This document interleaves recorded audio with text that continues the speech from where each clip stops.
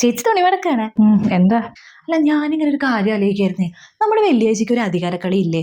തൊട്ടേനും പിടിച്ചേനും ചേച്ചി ഇവിടുത്തെ ആരോ ആണ്, ഇവിടുത്തെ അധികാരവും അല്ലെങ്കിൽ ഇവിടെ ഇങ്ങനെ ഒരു സാധനം കൊടുത്ത് വൃത്തിയേക്കണ ചേച്ചിനെയാന്നുള്ളൊരു ഇതില്ലേ വെള്ളിയാഴ്ചക്ക്? എനിക്ക് അങ്ങനെ തോന്നുന്നുണ്ട്. നമ്മളെയൊക്കെ അങ്ങോട്ട് ഭരിക്കുന്ന കൂട്ട്. അവിടെ തൊടാൻ പാടില്ല, ഇവിടെ തൊടാൻ പാടില്ല, അത് ചെയ്യാൻ പാടില്ല, ഇത് ചെയ്യാൻ പാടില്ല.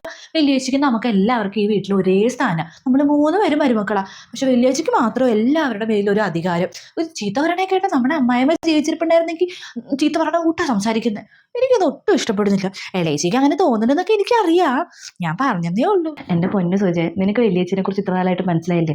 ആളൊരു പാവ, നമ്മളോടൊക്കെ ഭയങ്കര സ്നേഹമാണ്.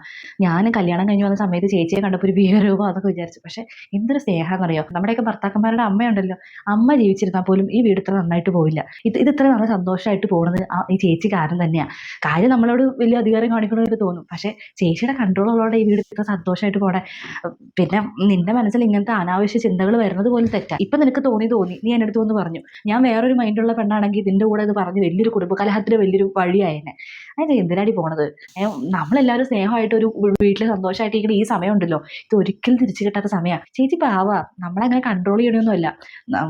നീ നിന്റെ കെട്ടിയോട് ചോദിച്ചു നോക്ക്. നിന്റെ കെട്ടിയോണ്ടല്ലോ, ആ ചേച്ചി എന്ന് പറഞ്ഞു കഴിഞ്ഞാൽ അമ്മയെ പോലെയാണ്, അത്ര സ്നേഹമാണ്. നീ വെറുതെ ആവശ്യമുള്ള ചിന്തകളൊക്കെ മനസ്സിൽ കയറ്റി വെക്കല്ലേ. പെണ്ണിന്റെ ഒരു കാര്യം ചെറിയൊരു കുതിരിപ്പുണ്ടാക്കാൻ നോക്കിയാൽ നടക്കുകയില്ലെന്ന് വെച്ചാൽ